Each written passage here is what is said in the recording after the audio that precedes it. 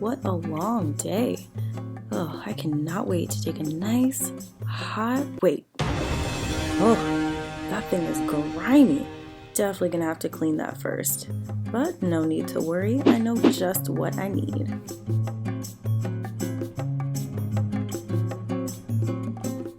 I'll just grab some distilled white vinegar, a mug, Ziploc bag, rubber band, and a toothbrush. First, I'm placing the Ziploc bag inside the mug and then filling it about halfway with the vinegar. Now I'm taking the bag of vinegar, placing it on the shower head and securing it with the rubber band. Once it's nice and secure, I'm just leaving this bad boy to sit for about 30 minutes to an hour. Alright, it's time to take the bag of vinegar off the shower head. And it is looking good. All that's left to do is scrub it with the toothbrush to get off any leftover grime and wipe it clean with a paper towel or a cloth.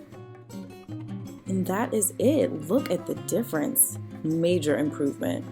Now I can rub-a-dub-dub with no worries. If you enjoyed this tutorial, well, there's a lot more where that came from. Just head over to ehow.com and make sure you hit subscribe before you go. See you guys in the next video.